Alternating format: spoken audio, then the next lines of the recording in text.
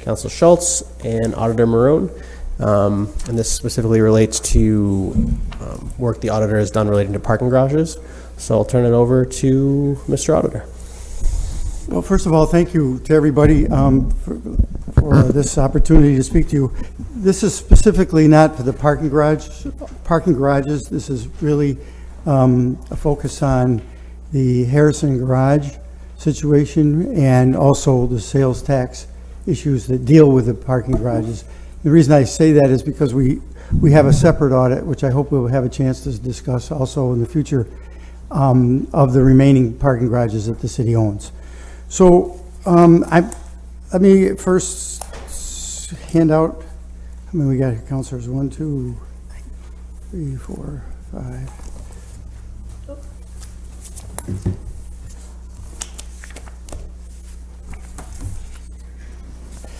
So this was an audit that was completed earlier this year, calendar year, that identified the sales tax concerns that we raised and looked at what the city is and was currently doing. So just to give you kind of a chronological timetable, when we were reviewing the sales tax, we discovered that the Commissioner of Finance had decided to request a refund of over $2 million from the state regarding sales tax funds that the city had paid in. So let me, and subsequently received a denial. So what I'm handing out to you is the request fund of $2,036,697, and that was submitted in June of 2021. And the state, you see the attached document from the state on July 20th, where they denied that request. And that's germane to this discussion because, in our opinion, because the city had decided in April of 2021 to stop paying New York State any tax, and subsequently continued to collect sales tax revenues from the patrons that went to the parking garages. So, and I'll share these documents with you too. So you'll see that when we were doing the audit again, we identified invoice, a couple of invoices to patrons that were asking for sales tax to be part of their bill. And as I said, when we did the audit, there was a recommendation you can see in our report about this, that if the city was not paying the New York State the tax, then why are we continuing to collect the sales tax from the patrons? Why aren't we remitting those dollars? And what I have for you also is, as of April of this year, 1 year later from when the decision was made, the city continued to ask for sales tax to the patrons, from the patrons rather.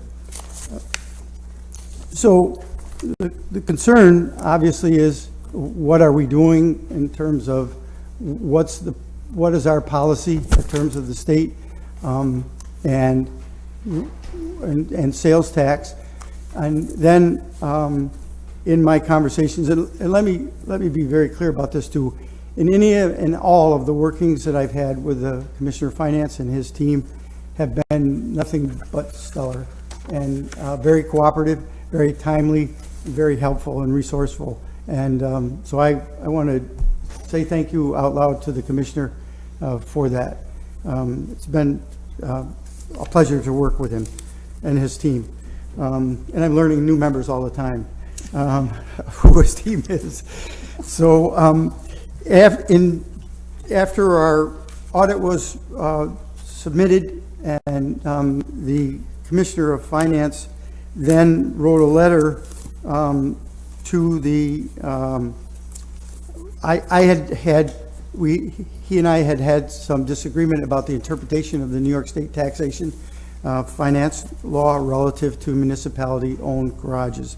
So we were able to identify legal counsel in New York State Taxation Department, and this is what I'm passing out to you now, is a letter that the Commissioner sent to the council person, and as of, at least of my knowledge, and the Commissioner's here, he could certainly answer it. As of my knowledge, there's not been a response to this communication. So, which is not unusual, that the state would take some time, although from June 8th, June 8th, 2021, when the letter was sent requesting the refund of $2 million, they did get back to us the following month in July. So that was great timing. So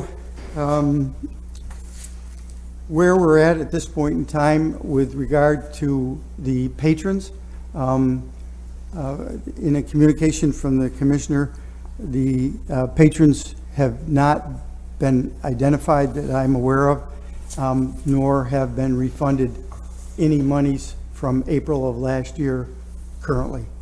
I know that the administration has a contract with LAS, and I'm assuming that, as I shouldn't assume, but one possible scenario would be for LAS to generate the invoices of those individuals or companies that were charged the sales tax, and then determining whether or not we're going to refund those monies, or depending on what the reaction from the state is, whether or not our municipality has to pay sales tax.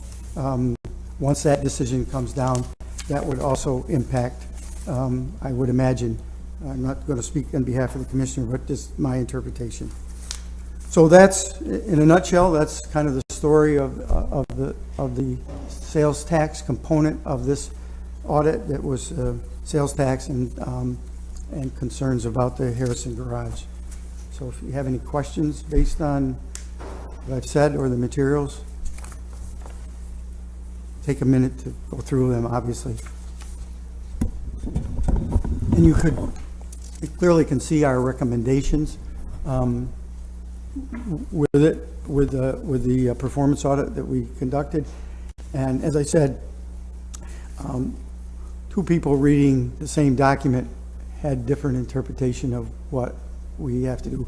And I should add, on maybe First Assistant Counsel, Corporation Counsel, Mr. Berry can remember the dates. But the city at one time had requested for a refund. Nice. And for sales tax, and I believe it was denied way back. I don't even know when. I just remember hearing about it. So we'll wait and see what the new interpretation of the request is. I just have an administrative comment or question, wondering why your correspondence to Mary Ellen LaDouche, or whatever her name is, was only email and not mailed and or follow-up phone called. That was Commissioner's, not mine. Okay. Oh, yeah, sorry. Good afternoon, councilors. Brad O'Connor, Commissioner of Finance.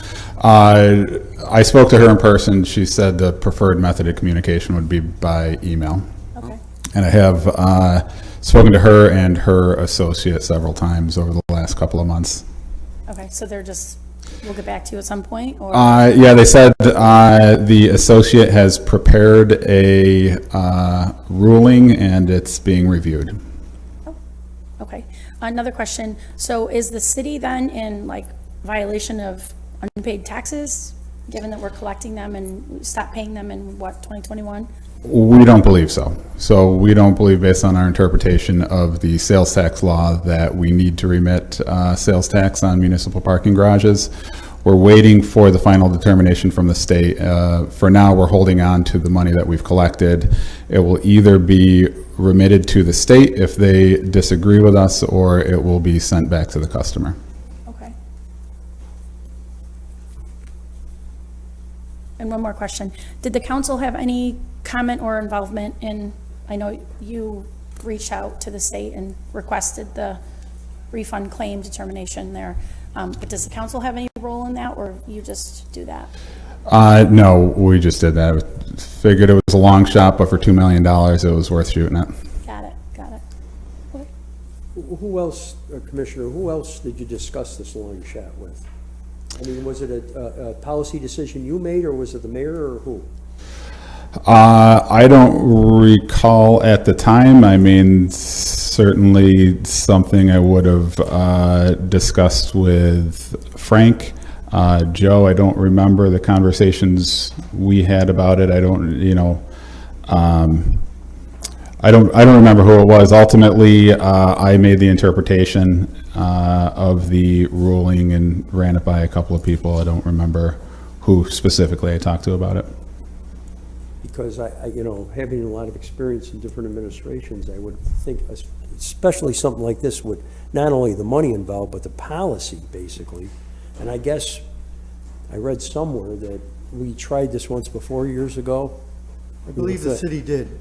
I haven't been able to find out specifically when it was, whether it was during the Bernardi administration or Driscoll, maybe Mr. Berry. My recollection, there was a dispute in the 1990s, but unfortunately, we can't find that file. Right. So I have no details. All I remember, because I was, Might be with the Secret Service text messages, who knows? yeah, exactly. But And I think now it'll be cleared up when we get this ruling. I mean, at this point, that's- But so you didn't know about it, Joe, right beforehand? The law department, anybody in the law department know about it? I was,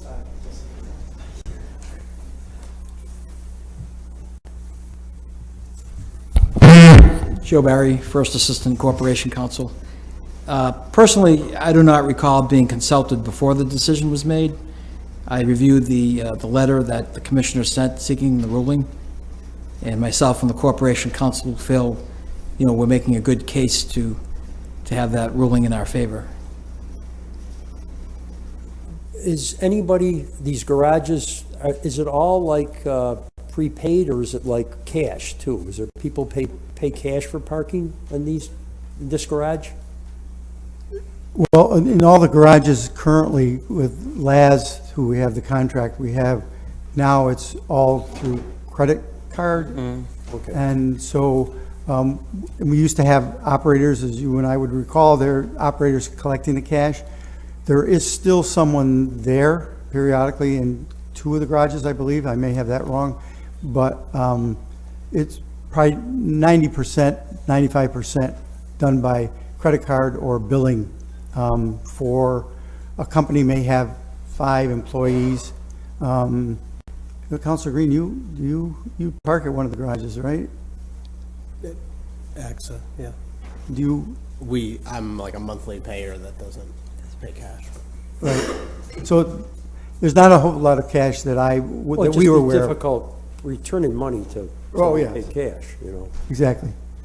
I mean, I just, see, I can see if there's a dispute, but I don't understand why we're still collecting the sales tax, and people think we're collecting the sales tax for New York State. That's the commissioner's Right? decision. I mean, so we're keeping the money in a separate account, the sales tax that we're Right. supposed to turn in New York State?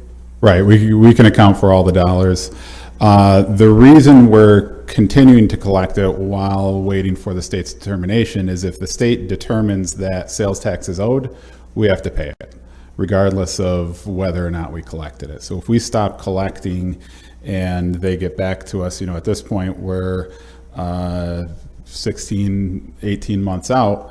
If they say, no, you're wrong, technically you do still owe it, we've got to come up with the money somehow. So we are collecting it from the customers in case it is owed to the state.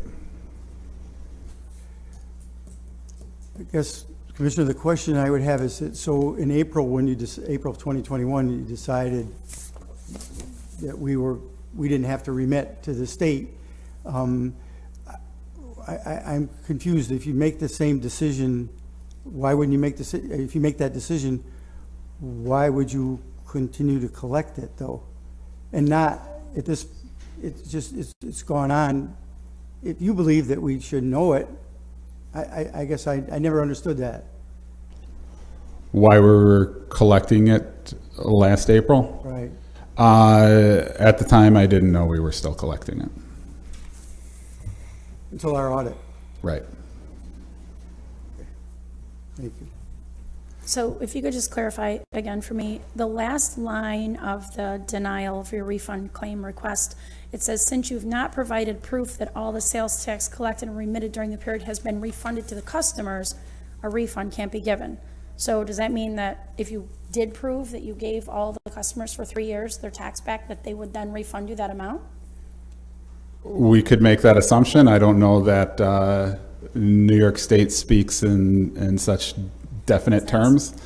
The problem with that was the assumption that revenue we collected on daily parkers included sales tax. So we could go back pretty far, identify monthly parkers and invoices and sales tax collected on monthly parkers, but when somebody pays for a day and pays $6, there's no way to figure out who that was to return that sales tax.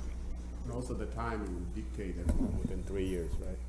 The 3 year where you have to file this and put all of this in for them to even see if they could do a refund, right?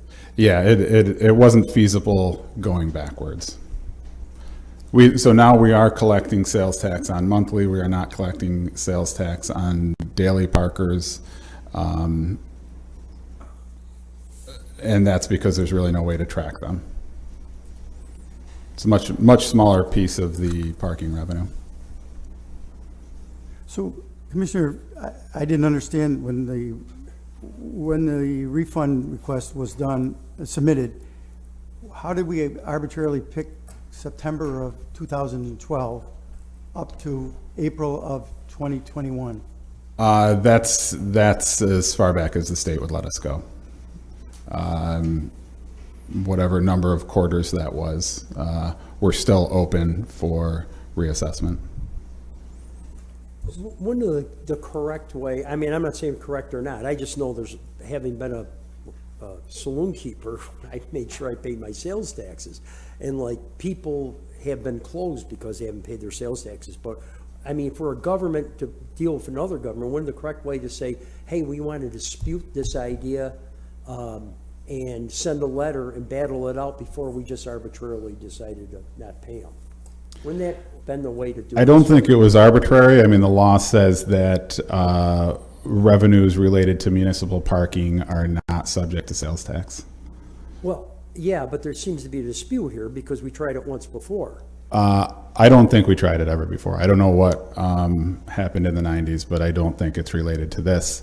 The dispute was that we were not owed a refund of the $2 million because we had collected that from customers and we weren't able to identify them to refund it to them. So it's not, they weren't telling us that we owed sales tax. They were telling us that because we couldn't identify who to return it to, they couldn't return it to us. We weren't owed the refund, the customers were. Okay. But like I said, your contention is that because we're a nonprofit entity, we shouldn't have to charge, we shouldn't charge sales tax, which would make it cheaper to, obviously, to park too, right? Obviously. Right. You know, so wouldn't it have been better to like have this back and forth with the state before we just decided to hold back the money? I don't think so. I mean, it's fairly straightforward. Throw the gauntlet down and say, hey, come after us for it, right? Basically. Yeah, I mean, it seems pretty straightforward, and I don't know when or why we started collecting those taxes. I believe it's 1996 that the current rule went into place. Maybe we were collecting it before and didn't change our process after that. I'm not sure, but it seemed pretty clear that we didn't owe the sales taxes. I think the distinction here, is the commissioner and I have read the same document, which I won't bore you with, but Counselor, when you just said a not-for-profit, so if you take St. Joe's Hospital and they have a parking garage there, they're a not-for-profit organization, but they charge sales tax for their parking. I guess, and this is surely speculation on my part, the interpretation of the difference of that and us is that we're a municipal organization. Isn't that fair, how you interpret it? That's right. Your position? This rule is just for municipally owned parking garages, not for nonprofits. Do you know if the county collects sales tax on their garage? I don't know. I was going to ask a similar question, like if you reach out to Rochester, Albany, similar municipality, to ask them. Certainly Albany has lots.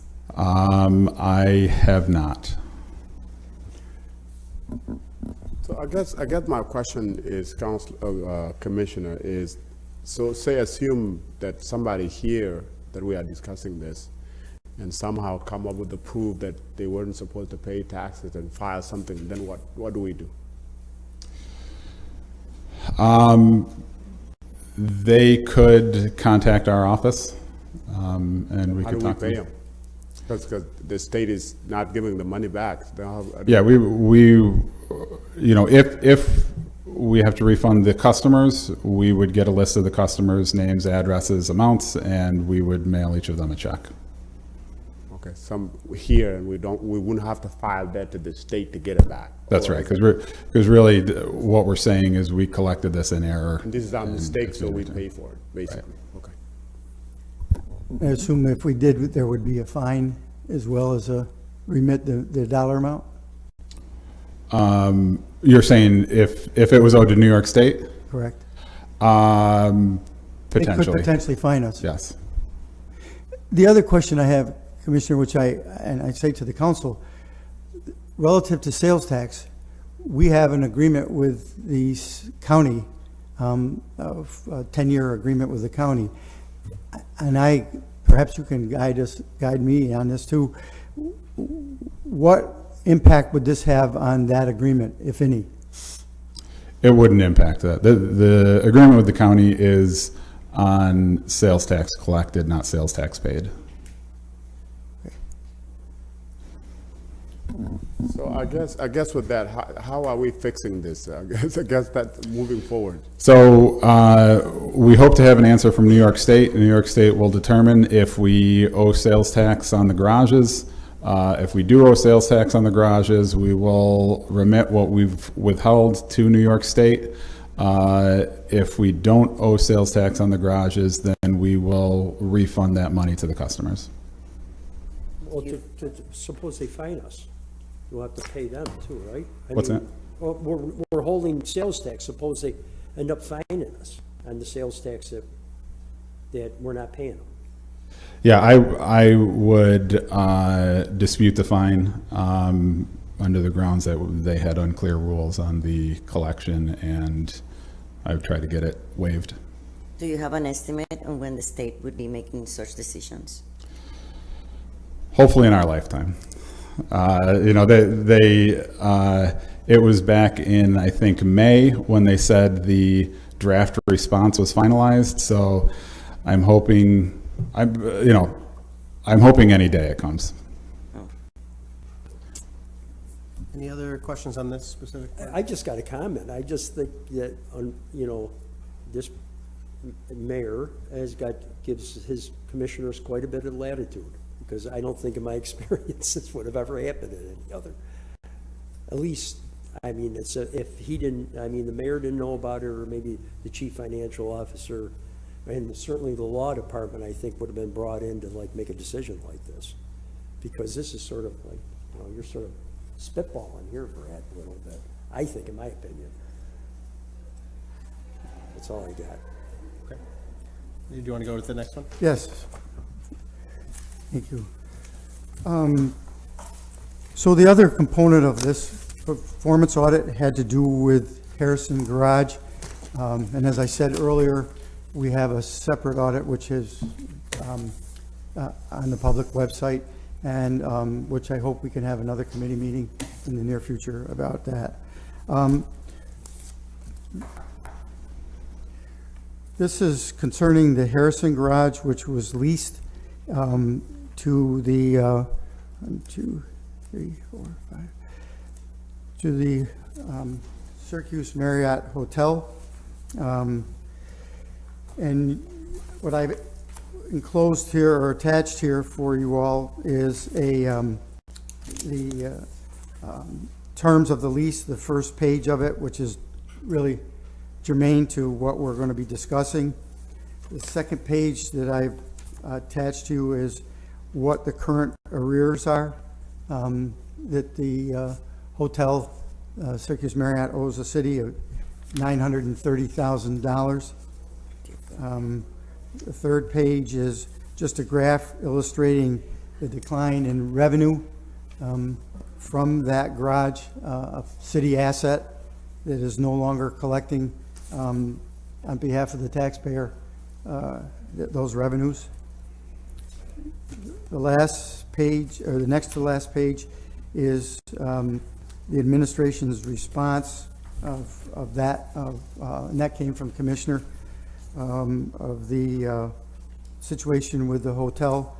And the last page is the a recent council agenda item that you all had before you at your last session regarding an appraisal for the Harrison Garage.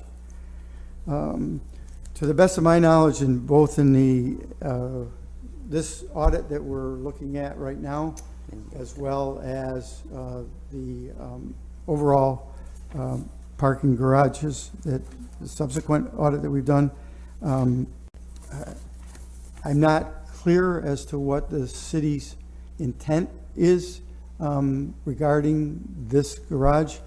I do know that the hotel has, because I happen to be on the council when they came to us for this, that the hotel is required to have a parking garage as part of their facilities. I think it's part and parcel of the Marriott's condition. I don't know exactly. But during this audit and the other audit that I referenced, we've asked for information as to what the status of this is, of the situation. It continues to escalate and exponentially increase. The taxpayer is currently owed $930,000, which is a significant amount of money. And the only language that I've heard is that we're having some discussions about this. I don't know what they are or when they are. We asked for that information, have not been given any information about that. And so it's a major concern, and you can see from the date of the administrative response in February of this calendar year that they said that it was a matter of a few weeks and there'd be more information. It's now 5 months, and to the best of my knowledge, again, I don't know where the city is with regard to this, but again, I can't emphasize enough that if you or I have a mortgage or a loan, and we're not making those payments, we wouldn't be able to keep that car or could keep that house. So the taxpayer is due this money, and it just continues to increase. It's a matter of concern. So thoughts, questions? I see here the late fee like $38,000. The late fee, as part of the agreement, as you can see, there's a monthly charge for the first 5 years was $33,333.33. And then there was a late fee of $1,666.66 for every month up until July of this calendar year. Then that monthly rental was to go to, $37,500, and then a late fee associated with that as well. So we're now into the 6th year of this lease agreement. So it's the rent was scheduled according to the original lease to increase. On page 3, administration's response, it says that several meetings took place and the hotel didn't request relief and that they've been in communication with the city. What were those meetings? Who was at those meetings? I have no idea. Excuse me, Counselor, I have no idea. That's something that the Commissioner of Finance wrote. He could answer that. Okay. Or maybe Mr. Kaliva. I don't know. So we've been in contact with the hotel since, the pandemic started, and they've let us know that business was slow. They didn't have the cash available to pay, and were willing to talk about what to do next. We've met with them several times. The last time we met was May, and at the time they presented us with some financial information to show the hardship. They showed us the capital improvements that they've made. They said it's still hard to find the cash to pay this.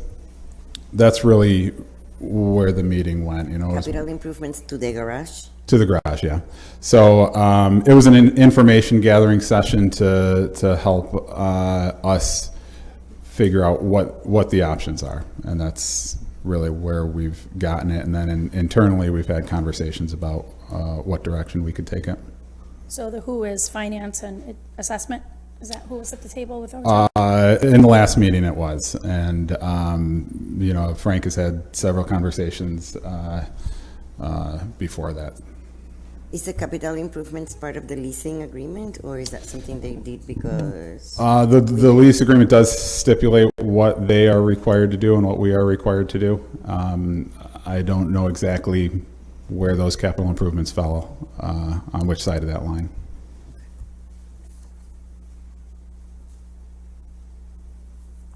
So is there potential for any agreement to payment in some kind of way?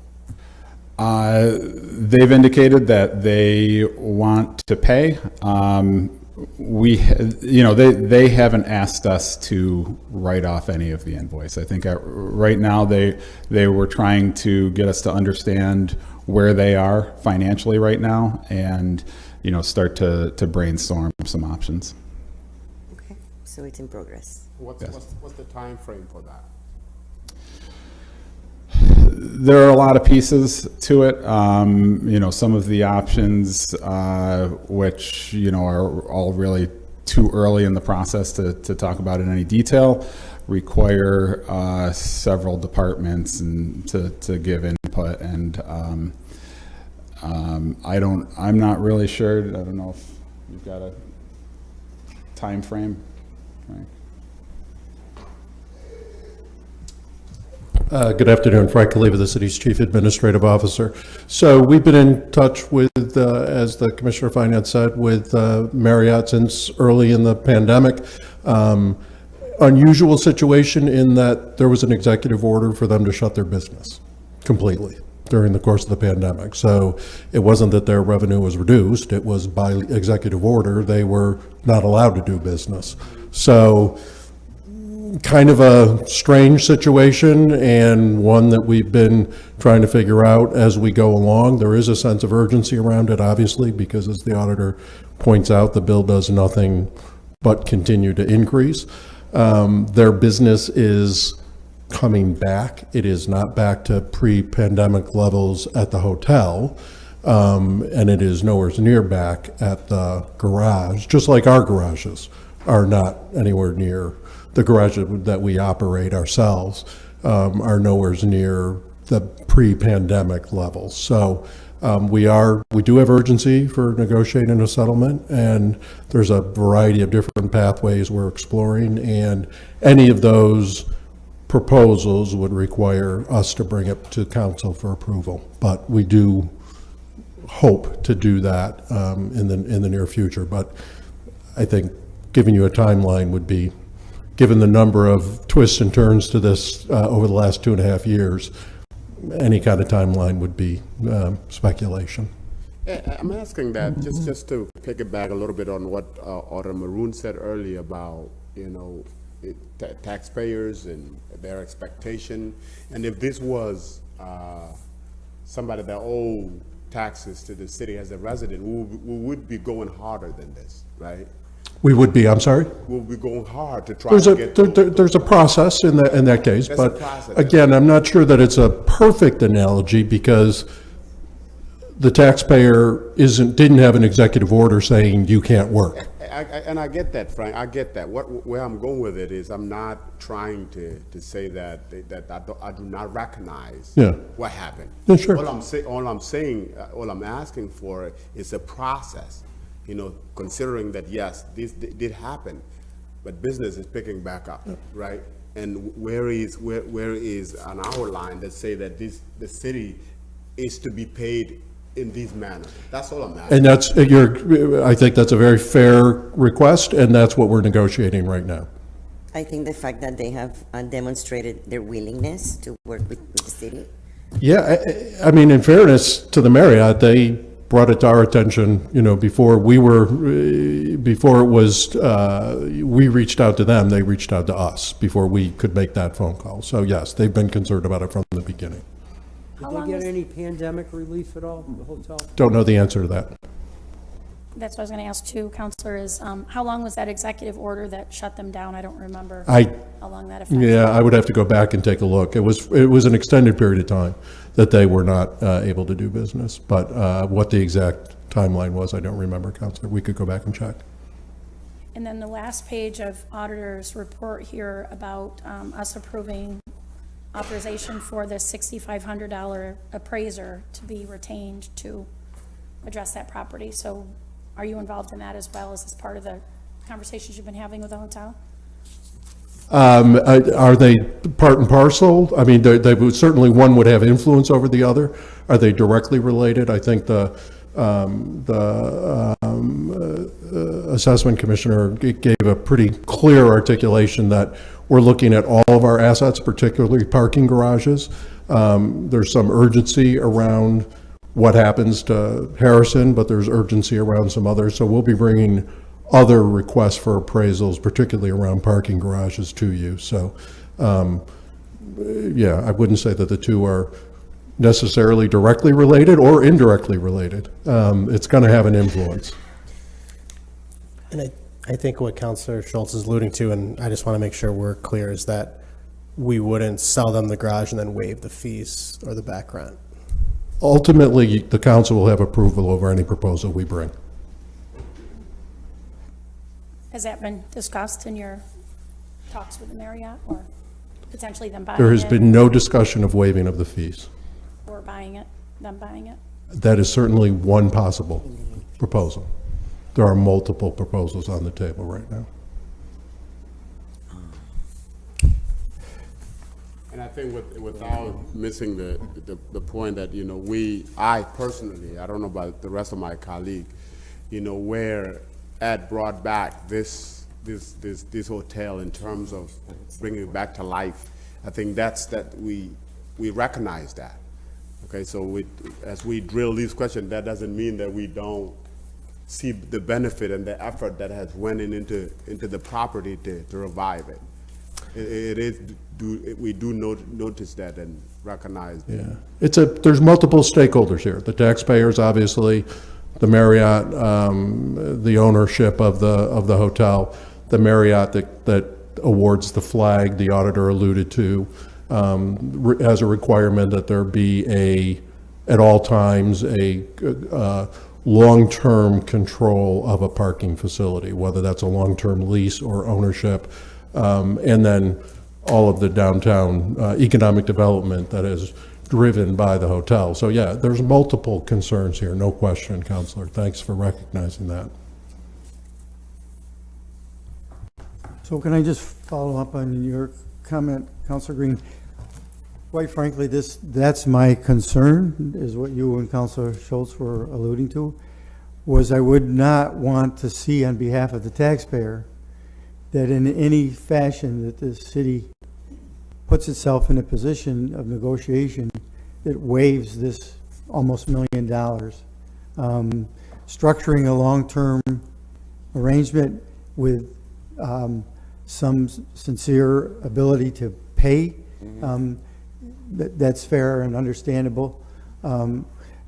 My concern is that the taxpayer does not have to give up this $1 million that's owed to it, number one, and number two, that the administration be quite transparent about the process leading up to any recommendation to the council.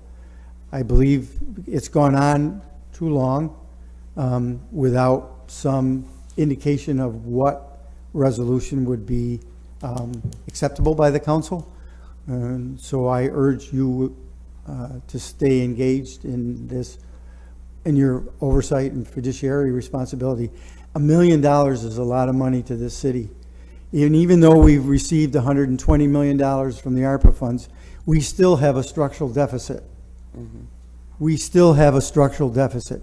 And we're going to have that structural deficit, in my opinion, after the ARPA funds have been expended. So $1 million is a lot to the city.